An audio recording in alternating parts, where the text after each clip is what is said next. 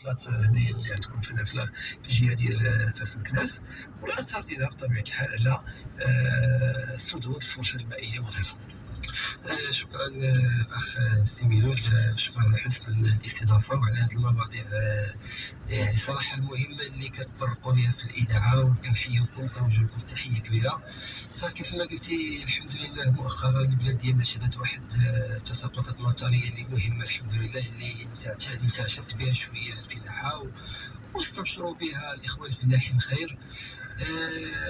وباقي الحمد لله كنتسناو المزيد ان شاء الله، باش ان شاء الله. فكيف ما قلتي هي صراحه ناقصه مقارنه مع المعدلات المسجله في السنوات الفارقه، ولكن الحمد لله كتبقى مهمه. فكيف ما قلت الاخ ميلود، حنا هنا في جهه فاس مكناس عن طريق المديريه الجويه للفلاحه، فاستبشرنا خيرا حنا بهذه التساقطات المطريه اللي ان شاء الله غادي يكون لها واحد الاثر جد ايجابي، خصوصا على الغطاء النباتي يعني ديال المراعي، خصوصا الغطاء النباتي ديال المراعي غادي يكون واحد الاثر ايجابي ان شاء الله، يعني الكلام الماشيه ان شاء الله، وحتى على الزراعات الربيعيه ان شاء الله غادي يكون عليه واحد الاثر ايجابي.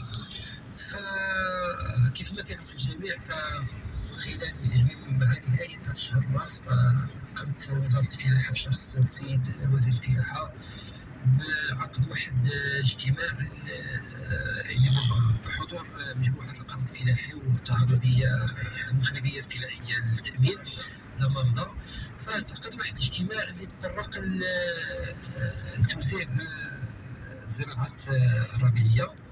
فخلال هذا الاجتماع هذا يعني كما تنقولوا طرقوا يعني الحمد لله على التساقطات المطريه الخلال اللي فات، الاثار ديالها في الزراعات الربيعيه، يعني المساحه ان شاء الله المرتقبه اللي يعني المرتقبه غادي تكون ان شاء الله عندنا ديال الزراعات الربيعيه التي كنتوقع انها تسد ان شاء الله احتياجات استهلاكيه للمواطنين في فصل الصيف. فيعني سي بريفي واحد 320,000 هكتار ديال الزراعات الربيعيه على الصعيد الوطني. حنا هنا في جهه فاس مكناس كنتوقعوا ان شاء الله يعني نوصلوا لواحد ما يقارب واحد 32,000 هكتار ديال الزراعات الربيعيه بمختلف الانواع ديالها. كاين خلاص حتى المساله ديال يعني باتفاق مع لامدا يعني اللي بدات في صرف منح تعويضات الاراضي المتضررين في